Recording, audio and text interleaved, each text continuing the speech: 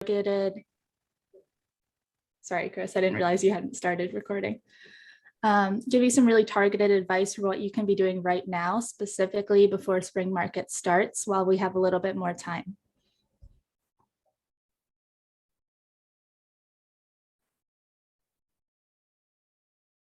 Thank you. So what we'll be covering is what should be your main goal going through this presentation, as well as some surface level visual branding, and then how to make a style guide. And then we will go in a little bit more depth and go into what is branding overall. And then we'll get a little bit more specific. So I'm going to do a little bit of a dive into headshots, personal logos, creating a website specifically for you, as well as social media. And then after that, we're going to do a couple of exercises to help you figure out what you would like to be saying with your branding and how you would like to be saying it. So to do that, we're going to look at your target audience, the brand identity you want to communicate, and then the visual language you're going to use to do that. Finally, we're going to look at the importance of feedback. And the key takeaways for this course are going to be that consistency is probably the most important thing. Branding isn't just what things look like, and your brand is your reputation. So for consistency, I think that's probably what should be our main goal with your branding. It's really important to go into this knowing if there's already a strong association between you and certain colors, photos, and logos. Once you go from that point, you can decide if you are going to build a brand from scratch, if you are going to rebrand yourself, or if you just need to polish up on the finer details. I feel like we probably have a wide range of people here. So I'm going to try to make sure that this is relevant to everybody and everybody can get some kind of value out of this.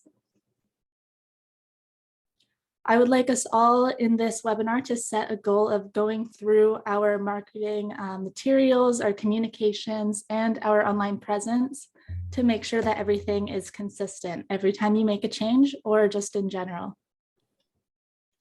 So here is an example of how consistency is really important. I made these two graphics to promote our webinar on social media, and you can see how they fit in really well with the visual language of each company. This one for the regular photography company uses the greens and blues that naturally happen in these house photos. And then I brought in the red that's part of our normal branding. And then for the virtual staging site, I kept to a more neutral palette because that matches the kinds of posts that we put out. So that level of consistency really makes everything look cohesive and have a more consistent identity. So what do we normally picture when we think about branding? I came up with a list of a lot of things that I thought of right away. Just the basic color schemes, the agent headshots that you have, because that really tells people your basic appearance. Then personal logos and brokerage logos are really common, as well as simpler things like font choice or the classic real estate slogan that a lot of people come up with when they start. As well as websites. So if you have a brokerage website or a personal website for real estate, and then traditional things, once again, like business cards, print materials like flyers and brochures. If you have signs outside of your houses, as well as maybe advertisements in the newspaper or online. So for those types of surface level branding, you really need a style guide. A style guide is what helps you standardize your branding. To create your style guide, I really think it's helpful, especially if you're part of a major brokerage, to look up their style guide online.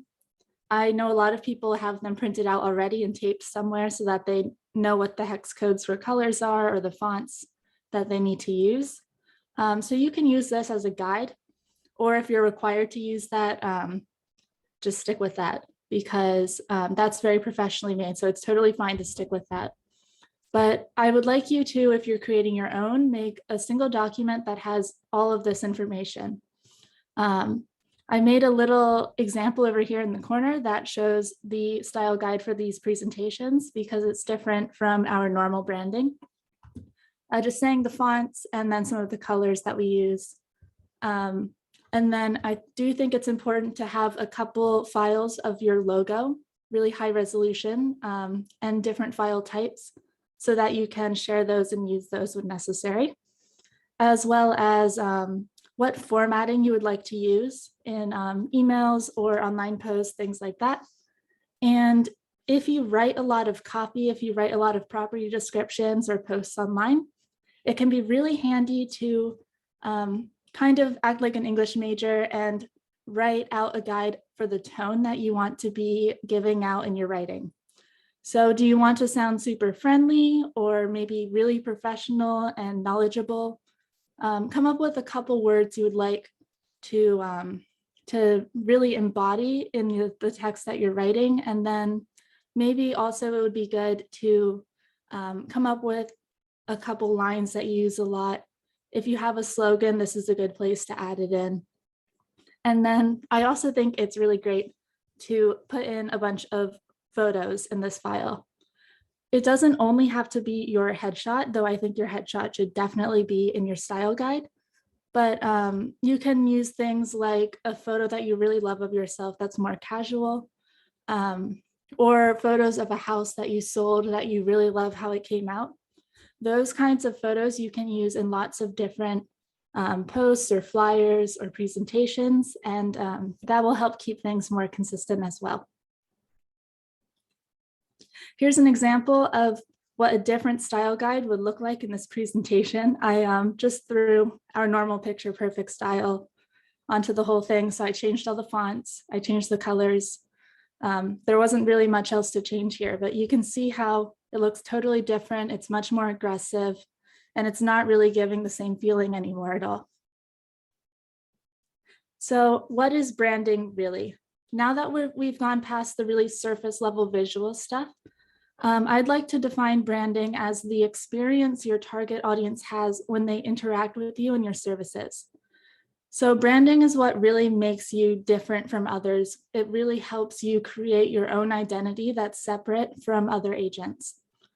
Branding is the way things look, but it can also be how you're connecting emotionally and inspiring trust. It can be how things feel when people touch them or when they use them. But it can just be a lot of different things that are not visual. I think a really classic example of branding for real estate agents that is not visual is the really old trick of using vanilla extract in the oven or baking cookies before showing. So that kind of thing is an experiential part of branding. Maybe you are known for having the best cheese plate at your open houses before COVID happened, or things like that. Those are part of your reputation as a real estate agent, which is why I like to say that your personal brand is your reputation. So going more into the nitty-gritty of what branding is, I like to break it up into 3 parts, which is your brand identity. That is what you are telling the public, how you want to be perceived by the public.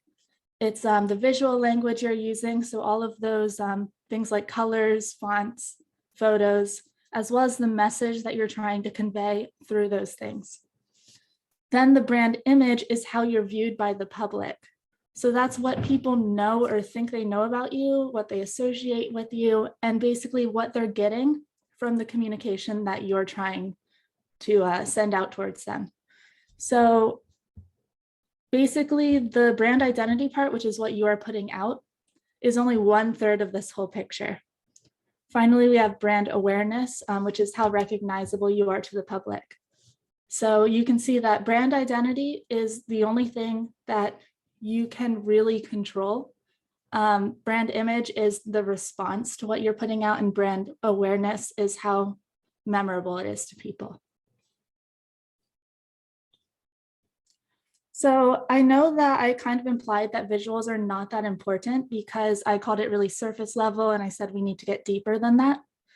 So I would like to back that up a little bit by explaining why they're not actually that important. I do think visuals can only really show surface level information. For example, the colors red and blue don't tell you anything about the agent really. It doesn't necessarily tell them credentials or a deeper meaning. They might not know all of the details of special education that you might have had, other than the absolute basics. Also, visuals are not your reputation. When people think of you, they might think of the colors, but that's not what they think about you. They don't think, oh, that person's red. They think that person's a great real estate agent. And I do also think that it's not so important to agonize over our visuals because anyone can have nice graphics. It's possible for all of us to do that. A lot of people use the same look, so they use the same colors, they use similar fonts, they use similar photos, but people can still tell them apart. And your brand is not really your color scheme. So I know that there's a lot of agents who are in the same brokerage and they're still very different people. And we can tell that because the color scheme they're using is not their brand. It's only a part of their brand.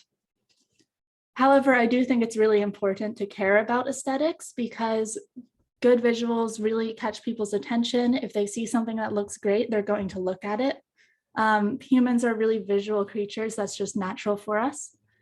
And people tend to associate professionalism with really high quality graphic design. If everything you're putting out looks super slick and professional, they're going to think you're really great at marketing, you have marketing talent, and you're extra professional. Those kinds of first impressions are really important in real estate because it can help set you apart from others right away. I also think it can be really great to use common brokerage logos or things like that because they can associate you with existing brands. That can really put you in a group with a bunch of other professionals who do a really great job and help boost your reputation. I also think that aesthetics can really help people remember you because when we picture things in our mind, especially visual learners, we think of images. So that will just help your message stick a little bit better. Now, the first major part of branding that I think needs to be addressed is headshots, because that's the facial recognition for clients. Clients can recognize normal photos that aren't people, they can recognize colors, they can recognize slogans, things like that. But I really do think your face is probably the most unique part about all of this for you, because I don't think anyone here is a twin. Like we all have our own face. Even if you have a twin, they're probably also not a real estate agent. So that is one of the easiest ways to set yourself apart from others. When clients see your face and they get to know your face, that's really great for networking and also getting new clients. I also think headshots show a degree of professionalism because they're a very formal type of photo. Even if you go a little more casual with it, I do think a lot of people haven't had professional photo shoots in their lives. Your clients might not have had a professional photo shoot since they were significantly younger. So maybe like high school photos when they come and take photos of everyone in the school. So if you are a real estate professional, it's really great to have headshots because the normal population doesn't necessarily do that all the time. So I think that just the fact that it's a professional photo really creates a level of professionalism that's speaking well to potential clients. Even if your regular photos are very, very high quality, I do think it's good to get a headshot because regular photos naturally have a really great casualness to them. It can seem candid, it can seem really approachable. So I think you should use those. But I think it's also good to have a serious mode photo because a lot of real estate is legal stuff. It's spending a lot of money. So it's really great to create like a super serious image along with your more casual image. I also think headshots are really great for humanizing you because just seeing the face of somebody makes you more open to liking them or open to having a connection with them. So I love seeing everyone's headshots when I'm working on the websites for Picture Perfect. Like it feels like I know you guys. I feel like if I saw you on the street or some of you I'm seeing in this Zoom meeting right now, I recognize you guys. So I think it's really great to be using these photos online because you are the face of your brand. So some things to consider for headshots is if it's recent. That's just because over time, photography technology kind of changes. So the photo might look significantly different if it's probably more than 5 years old. That's just because the technology's changed. It also matters if you're recognizable. I know some people like to drastically change their hair color. Maybe you had brown hair and now you're blonde. That kind of thing is important to update your headshot because people might know you from your photo, and then when they see you in real life, they might not recognize you. So you really want people who see your headshots to see you on the street and be like, wait, that's the agent. I saw them from a sign, or I saw them on Facebook, or I saw them on their brokerage website, something like that. I also think on a more technical level, it's good to look at the photo quality. Just make sure the lighting's really clear. You can see in all these stock photos over here, they have very consistent lighting. That's super flattering on the face. Very nice. So no funky shadows or anything. It's just a clear picture of what people look like. The resolution is also really important because sometimes these pictures get a little bit larger than you might think. So it's good for the photo to not end up blurry or have pixels. I think pose is really important too. You can decide if you want to come across super serious or if you would like to have a really natural, warm smile. I love the smile approach, but sometimes I know people feel a little uncomfortable looking at their own face in photos. Sometimes I can look at a photo and be like, oh, I don't like my smile in that. Everyone else loves it, but it makes me a little weirded out. So that might be a sign that you'd like to take a new one, just to take another stab at your pose. And I also think the background is important. All of these photos in this example have pretty much the same background. That just keeps it clean. It makes it so that you can use the photo with lots of different colors. You can see some of these people are wearing super bright clothing. I would really suggest matching your clothing to your color scheme that we came up with in our style guide. That's just like an extra thing you can do to really take it over the top because it will look great on any flyers or print materials you might make. But you don't have to do that if you don't want to. I think the main thing to consider with headshots is if you're happy to be using it everywhere.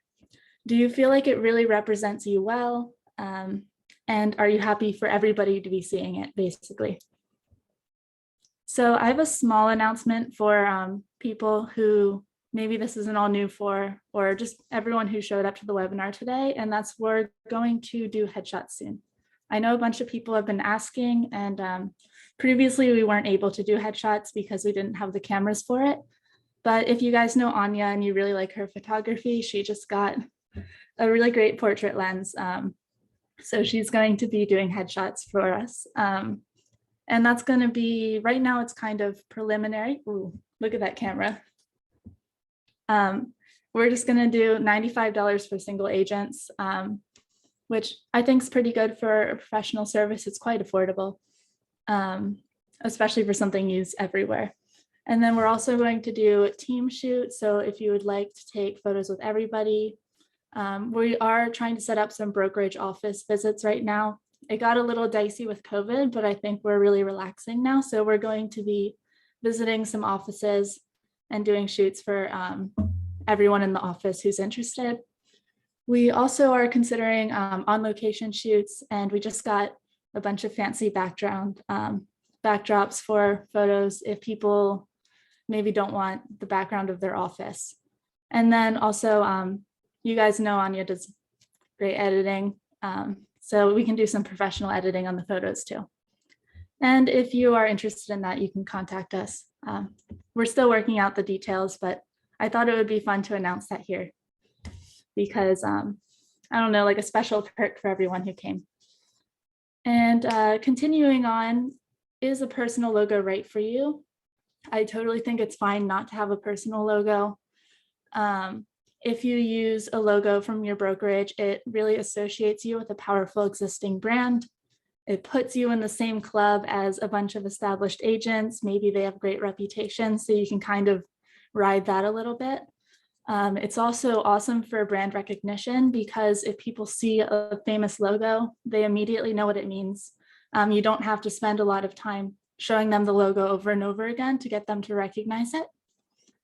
I also think this is just a silly thing, but the logos are designed by really expensive professionals, which not all of us have access to. I know that personally, I can't afford to pay somebody big dollars to design an international real estate logo.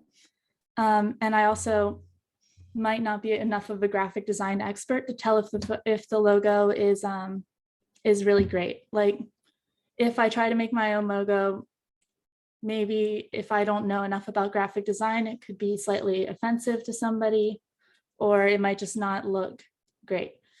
So those are some reasons why it might be good to just stick with a brokerage logo and not create a personal logo. I do think it's great to create a personal logo if you are part of a team or a group, or you want to do that in the future.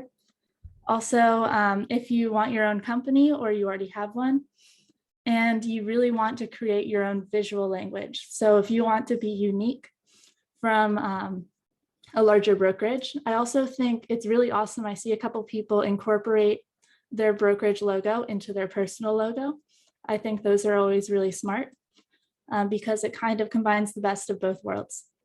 I also think if you have an eye for graphic design, and I do think a lot of realtors do because they do a lot of marketing, they do a lot of interior design type stuff. So a lot of you guys do have a great eye for this stuff. Or if you're a personal branding expert and you've already done pretty much everything I've talked about in this presentation, I think it's great to go for a personal logo if you haven't yet. So the next thing we need to consider is a website. I think it's important to consider first if you have a basic website provided by your brokerage already. I also think it's important to consider your professional social media accounts because sometimes people would rather put time and effort into those. A really well-established professional Facebook account might be better than a website, especially if you already have a large network on there. And I also think if you use a lot of single property websites, you might not need a website because you already have the benefits of nice graphic design on your properties. So you don't need to pay to host your own website. Websites are a really, really long-term commitment. You can't just decide, oh, I don't want a website anymore because it'll break a lot of links in your branding. Maybe something says your website and then people try to go there and they get an error. So if you want a website, you really have to commit to doing it in the long term. And I also think it's important to consider what information and content you want to provide on the website. If you just want to show the houses you have listed, that's fine. If you want to create blog posts, maybe is a website the best place for that? Or would you rather just post it on Facebook, social media? Maybe if the only thing you want to provide on your website is your contact information and a basic bio, it might be better just to stick to a basic brokerage website, or once again, to use social media for that, because having an entire website is kind of expensive and it requires a lot of upkeep. I do think, however, professional custom websites can look significantly fancier. So I think they're really great for teams, groups, and independent companies, especially because you can have multiple agents on the website, add a couple more pages, and really like get more information on the website. I think if you are committed to running a website in the long term and have a good budget to pay people to design the website for you, or you know how to make a website yourself, it's a good idea. And I also think it's great if you are not part of a major brokerage, so you don't have a basic website provided, or you're using a different visual language that's really strong and independent. I also think it's really important that you're good at handling technical difficulties, because pretty much every website will have problems. So you need to be able to notice if something's broken and figure out how to fix it right away, because a broken website's not really going to help you. Now, listing presentations, I know you guys are all the experts on this, so I'm not going to tell you what to do necessarily, but I thought I would let you know that we're always happy to help with your listing presentations. I made some little single page inserts for the photography and video, and then one also for the staging.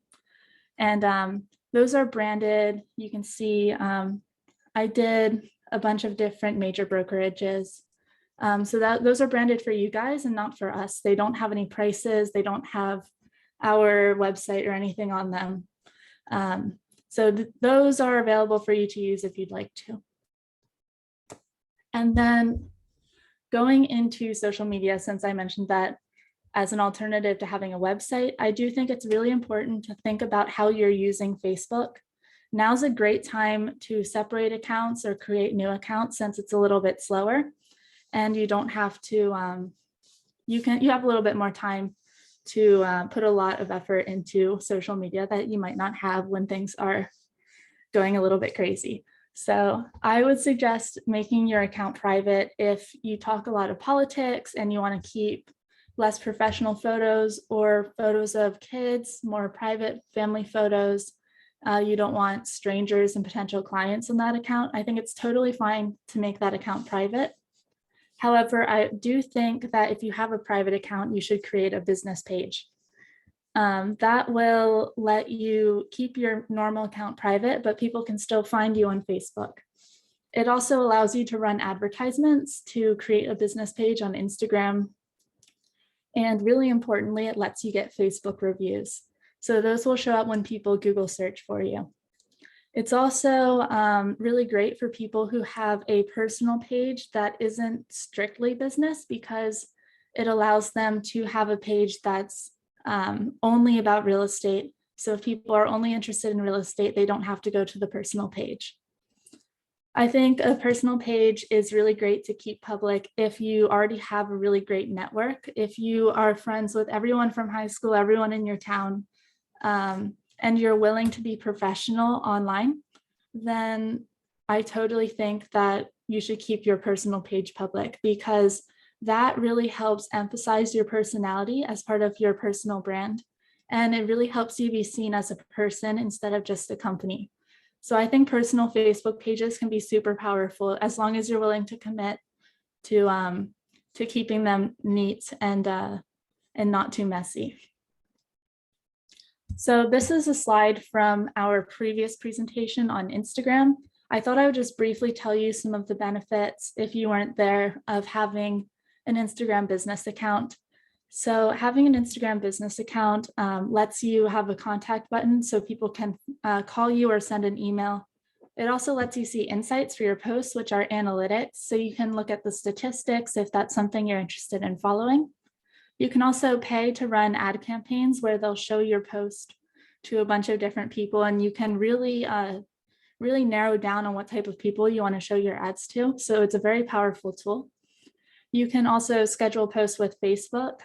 So you can post to Instagram from Facebook, which is great, as well as set up quick responses to if there's a question you get all the time, or automated replies to direct messages if you're not super active on Instagram. So I do think it's a very powerful tool to have an Instagram business account.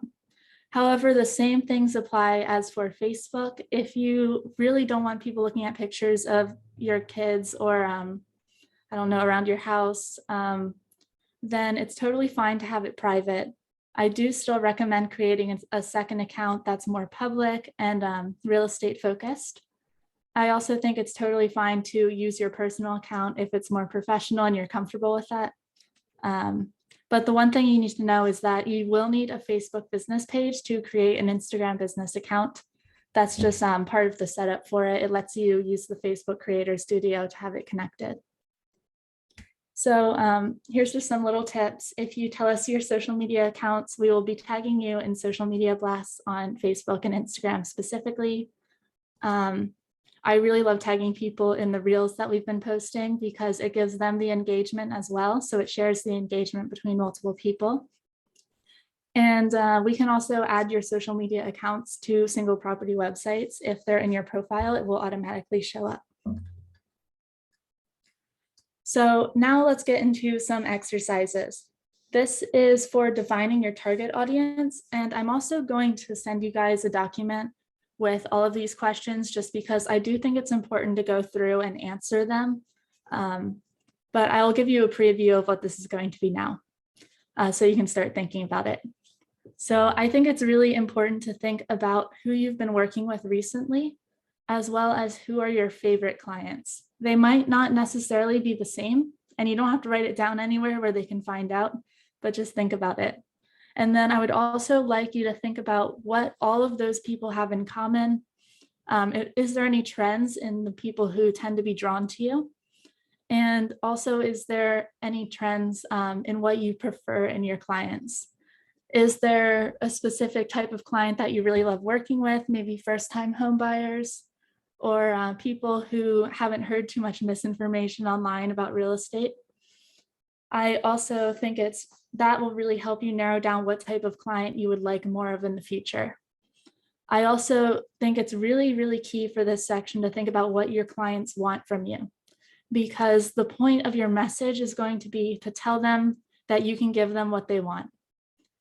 And I also think it's really important to consider what made you the right fit for each of those clients. So if they said something to you, or if you can just maybe think about it, and sometimes it's possible to tell, sometimes it's not. Sometimes you do just need to ask them why they chose you. But I think all of this creates really important data for defining your target audience. And then the next thing I would like you to do is to really take a look at yourself, take a look at your personality, and try to define yourself. So that means asking how you would describe yourself, as well as what makes you different from everybody else.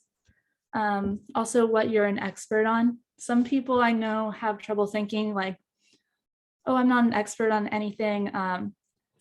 In that case, I recommend thinking back to the last time somebody asked your advice on something, because that person considered you an expert on what they asked you your advice on. Maybe they asked you if a photo looked good, or if there was something you would do differently. And no matter what it is, in those cases, they are considering you an expert. So you can call yourself an expert on that.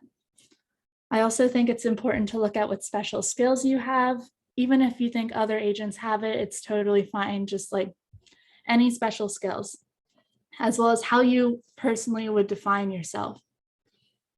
Now, this isn't super relevant to real estate, but I do think it's helpful to think about what you do outside of work, because that can be a part of your personalization. You can really use that to make yourself stand out, because not everybody has the same hobbies. I also think it's really, really important to think about your 5-year goals. Do you want to have your own group someday? Do you want to still be a real estate agent in 5 years? And if so, where do you want to be? I also think it's really important to try and pick some descriptors for yourself. So I wrote out a couple examples, and I do think it's kind of a good range. Maybe you are more independent, maybe you work as part of a team, and that's a big asset for you because you have other people that can help out. Maybe you're a natural leader. In that case, I think that's something really great to emphasize. Or you're a mentor or educator who has taught a lot of younger agents. Those kinds of things can be really great to talk about in your personal branding. I also think something interesting to think about is your personal values. Maybe it's something as simple as really caring about answering the phone or answering emails right away, or it can be more personal. And then another thing that I think is useful to think about is how your friends would describe you, because your friends are people who like you. So they're not going to say anything terrible. No stress in thinking about that. But it also makes them similar to clients who really like you, because it lets you know some of the aspects of your personality that really shine. And those are things that people will also pick up on in work. So the people who really know you know the things about you that make you special, that make you unique, and you can try and emphasize those traits a little bit more in your branding, so that people who don't know you yet can learn those things about you a little faster. These are probably the core questions I have for you about who you are, and that's why do people recommend you, and what will people remember about you? These are probably the most closely related to your branding, because the thing that they're remembering about you is your brand. So that really helps you get a better image, in my opinion, of your branding. Finally, let's get into defining your visual language. This is pretty much everything that we talked about when we went over the style guide, but I just made it in question form so it's a little bit easier to think about. So just consider what color palette you're using, if you have a personal logo, or if you use your brokerage logo. If having personal branding match your brokerage is important to you, or if you want to go an independent route. Do you use templates for print materials and post online? That's just a consistency thing. And it's also important to consider if you do that or not. It's okay not to, by the way. Also, what pictures people are seeing of you online and in real life. That's usually your headshot. So how recently was that taken? And do you still look the same as in the photos? I also recommend Googling your name, because you'll see a lot of photos that you might have forgotten about, or websites and accounts that you don't remember having, or haven't updated in a while. So that's good to look at, because you might think you've been super consistent, but then there's places where you haven't updated in a couple years. So I think that really helps you find things that you might have overlooked and that clients would be finding if they're researching you. And then it's also important to think about if you're using the same look everywhere, and when you last updated everything, did you update everything, or did you just update some things? That includes social media, websites, print materials, signs, email signatures, business cards, everything. And then also, are you going to separate your business and personal accounts online, or is it all going to be on the same account? Once you already answer all those questions, then I think you're ready to move on to these deeper questions. So what do people picture when they think about you? It's not just going to be your colors, but that's going to be a part of it. So that's going to tell you overall what your visual branding currently is. And then you can think about going off of that, what you would like it to be in the future. I also would like you to consider if somebody who doesn't know you necessarily could recognize your print materials, your signs, or your online presence without seeing your name on them.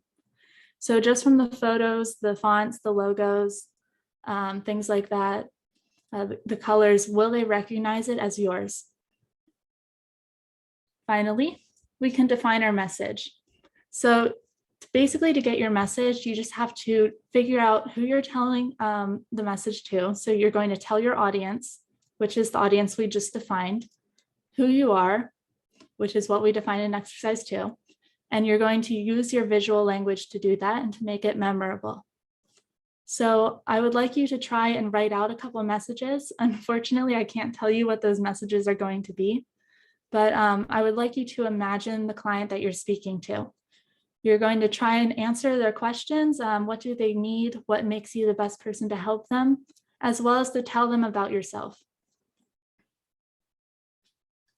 So this is an exciting segment for me because I realized my mom wasn't doing it, so I was able to recommend it to her.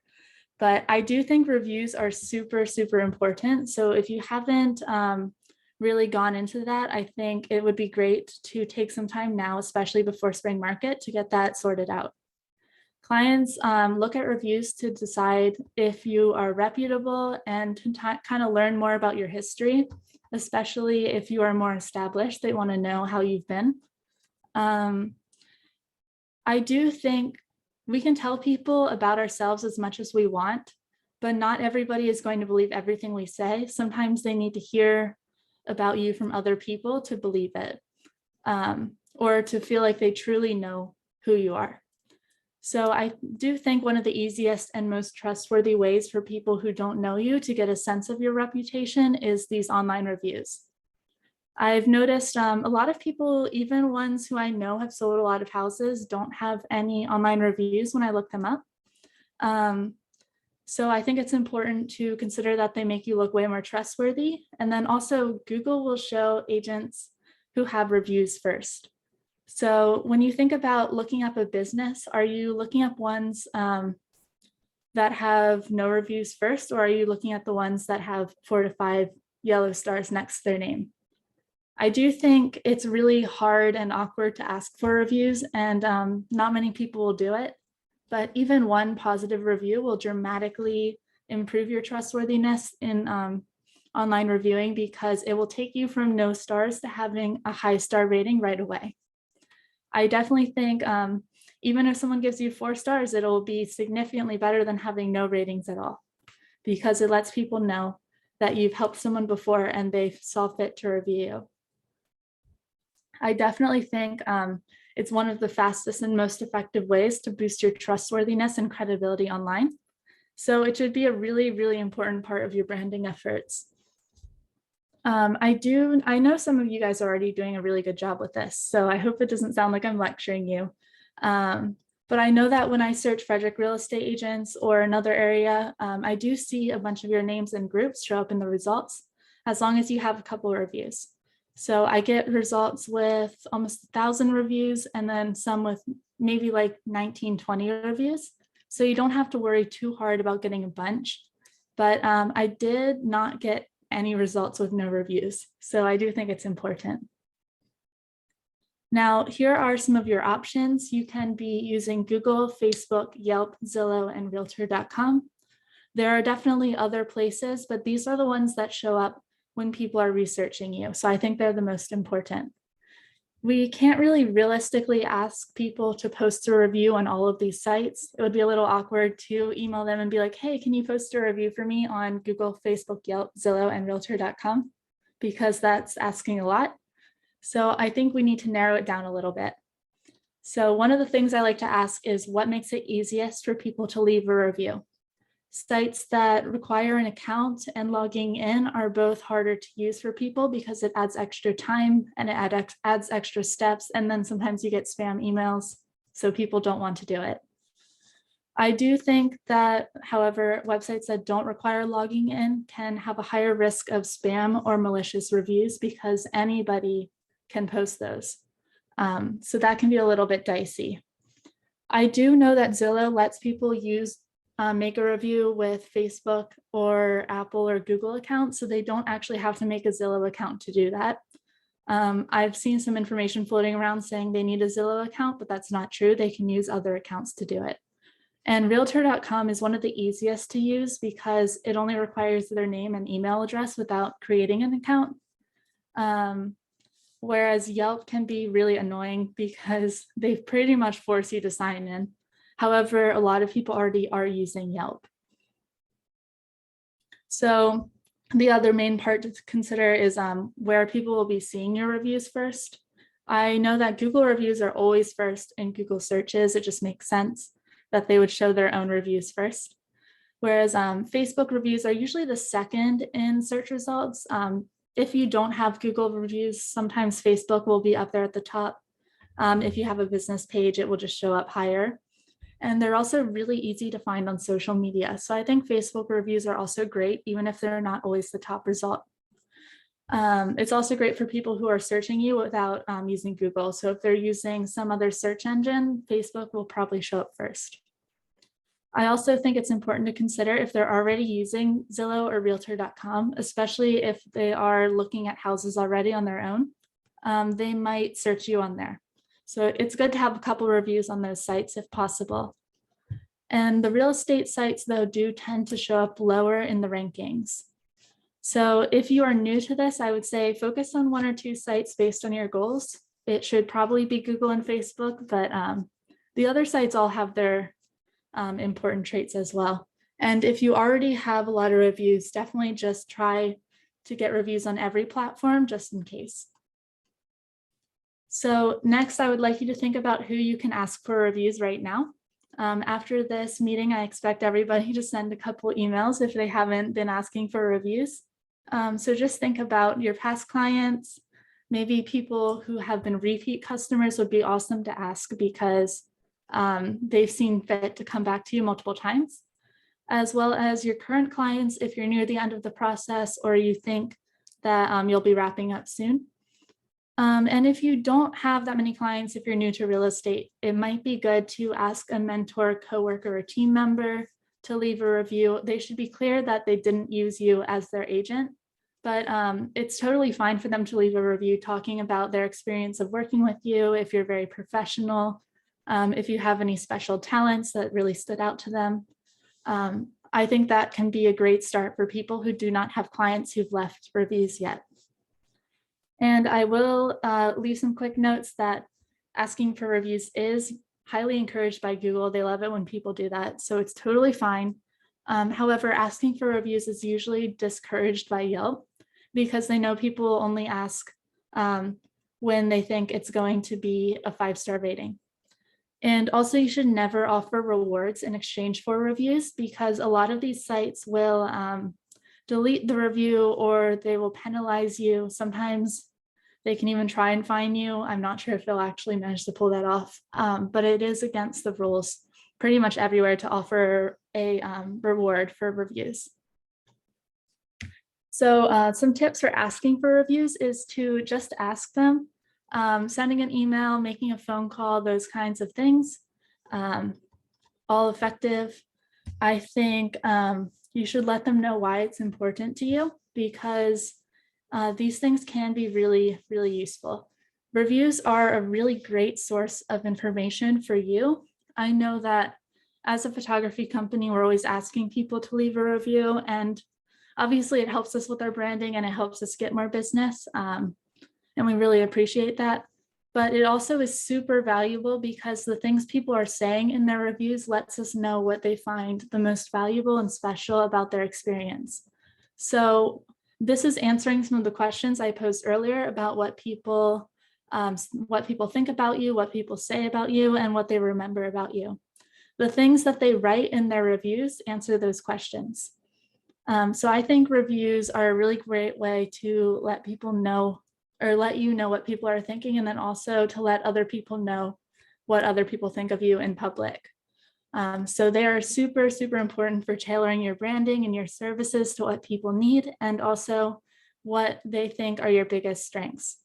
You can take these reviews and post them on social media or on your website. So they are really valuable for content reasons as well. And oh boy, we're a little close on time. Now it's up to you guys.